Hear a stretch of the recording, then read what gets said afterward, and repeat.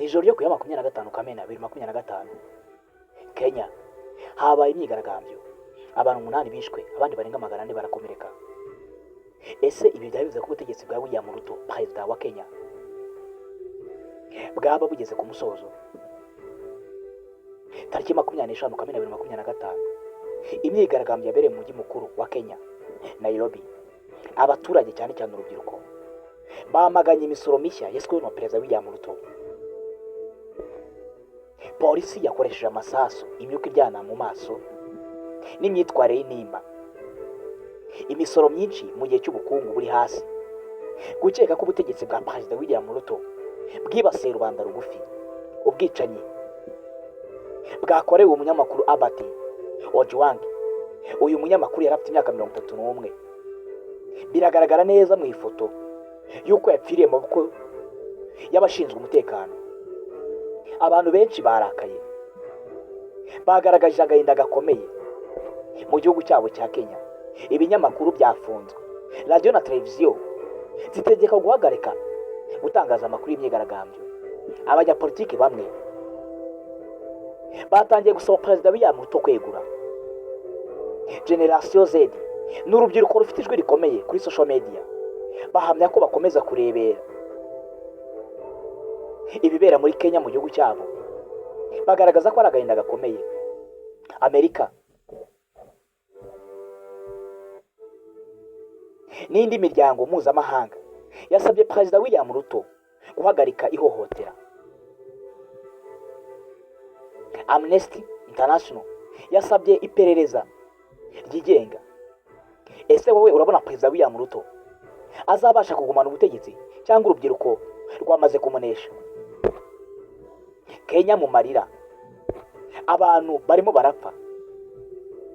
Amakuru ariho avuga abantu 8, ariko hari n'urundi ruhande ruvuga ko bamaze kuba 13 bamaze guhitanwa n'iyi myigaragambyo, aho abasaga 400 ndetse barengaho bakomerekeye muri iyi myigaragambyo yari ikomeye yabereye mu mujyi mukuru wa Kenya, Nairobi. Abaturage benshi baracyamagana ikoreshwa rya polisi ryo gukoresha imodoka, imyotsi iryana mu maso mu kubangamira imyigaragambyo, gukoresha gaze, amasasu ndetse n'imodoka ziganje mu guhungabanya imyigaragambyo, bigateza urupfu, imvune n'agahinda mu baturage. Hari n'abanenga kuba itangazamakuru ryafashe iya mbere muri bamwe magaragara ko bashyigikiye Perezida William Ruto kugaragaza yuko nta bantu bigeze bagwa muri iyi myigaragambyo. Abaturage benshi barashinja guverinoma ya Perezida William Ruto kumira no kudatanga ubwishingizi ku bantu bahuye n'ibibazo bya polisi, kandi barasaba ko hamenyekana iby'urupfu rwa Abantu Ojwang. Uyu wari umunyamakuru w'imyaka 31 wapfuye.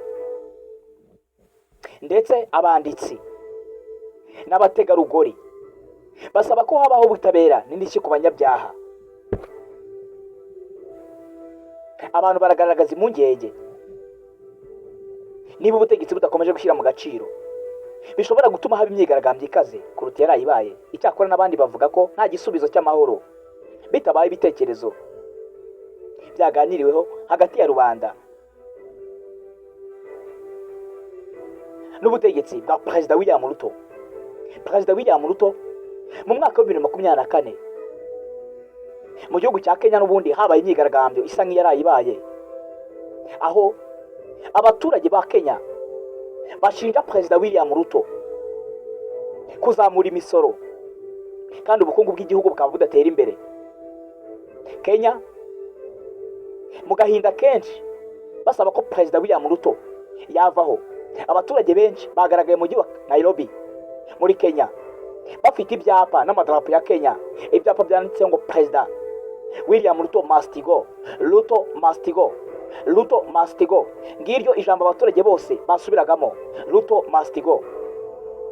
Kenya imiryango mpuzamahanga irayisaba ko yakwirinda guhungabanya imyigaragambyo y'abaturage, ndetse ikumva abaturage ikabaha icyo bakeneye. Wagize neza kumva Softman official. ibuka kumanuka hasi ukanizogera ukore subscribe, like, share ndetse na comment kugira ngo tujye tubana mu biganiro byacu bya buri munsi.